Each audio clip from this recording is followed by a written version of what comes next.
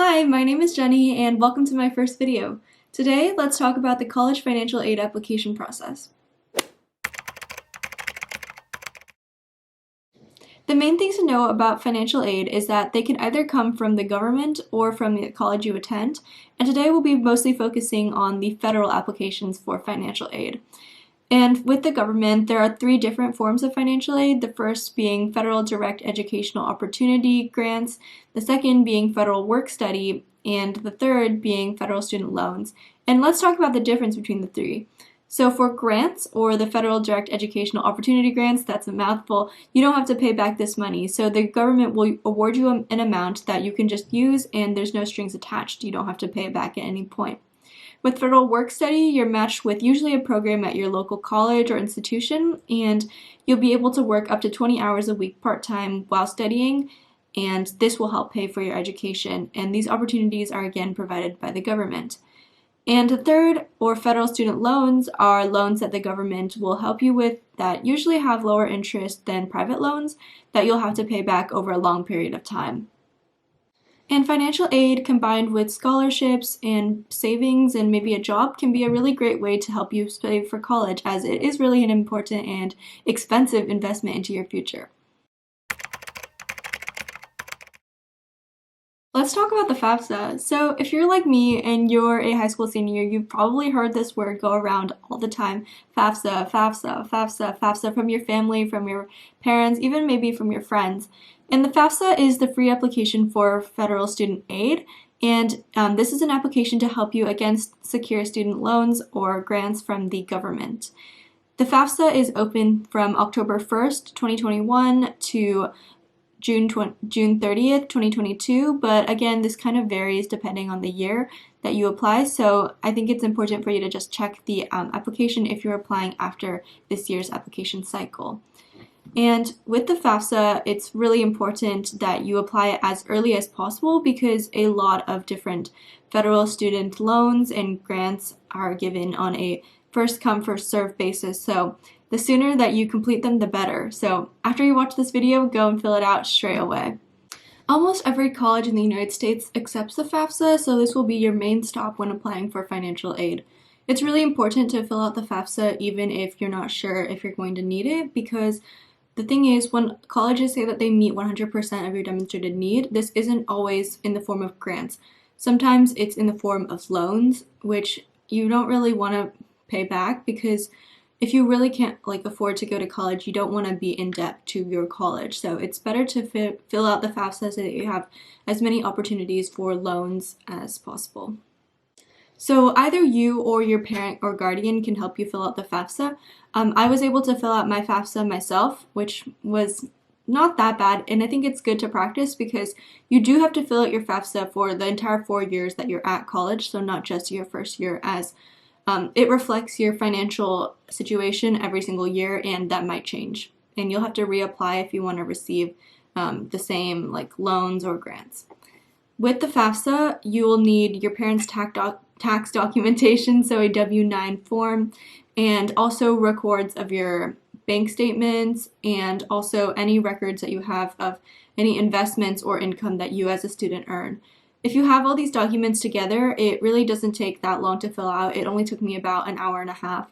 So I would recommend doing it yourself so you have the practice to do it in the future. Now, when you fill out your FAFSA, you do need your social security number, and this does take a few days for the FAFSA service to verify. So keep in mind that your FAFSA will still be processed after you submit it because it'll take a few days to verify your social security number. It also takes a few days to verify your parents' social security number, which is something that I didn't know was required for the FAFSA. But just keep in mind that your parents do need to sort of sign on to your FAFSA by making their own account and approving it. Something that's important to note is that the FAFSA only accepts 10 schools, so when you're on your FAFSA, you can select up to 10 schools for them to send it to. And if you are applying to more than 10 schools, you might feel panicked and not know what to do, but after you submit your first 10 schools, you can wait a few days, and if you've already applied to those schools, you can check the portal and check if they've received your financial aid information, but most of the time you won't even have to check.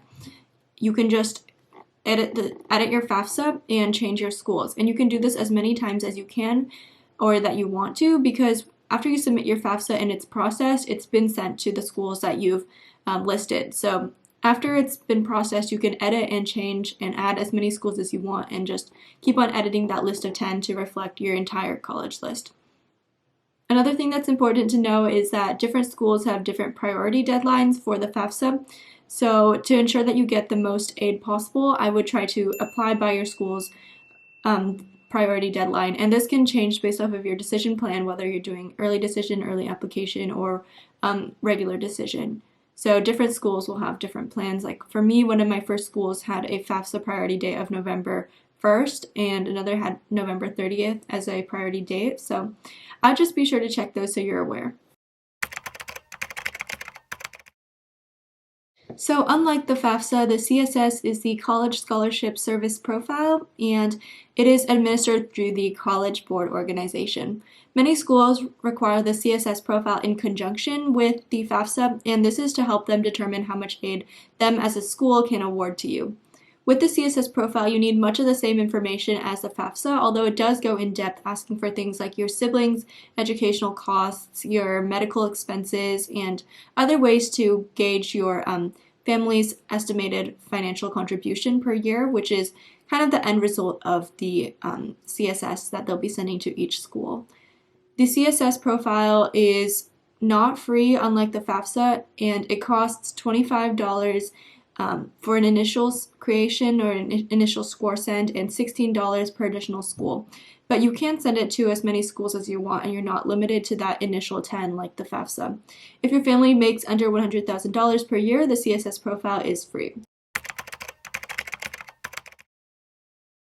The final part of your financial aid application will be the IDOC, or the Internal Documentation Service, and this is a direct way for you to send your information to colleges. A lot of schools require this in conjunction with your CSS profile and your FAFSA. So some schools, for example, are Caltech, Harvard, Stanford, Yale, MIT, and many other schools. And thankfully, this is free. So unlike the CSS profile, it is free and it doesn't cost anything for you to send your information directly to those schools. So the IDOC can only be filled out after you've filled out your CSS profile, because it requires your CSS profile ID number basically, and you'll need a 1099 form and a W-9 form to fill out your IDOC. The IDOC I found is the simplest of the three to fill out because you don't need that many documents, and it's a direct upload versus typing all of the numbers in individually.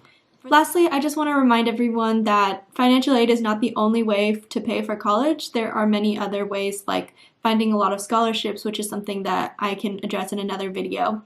But yeah, if you're not able to receive that much financial aid, it's not an end-all be-all, and you can appeal with your individual college for more financial aid. Alright, so thank you everyone for watching my video, and I really hope that you learned something. Please let me know if you have any questions. Thanks friends, and have a great rest of your day.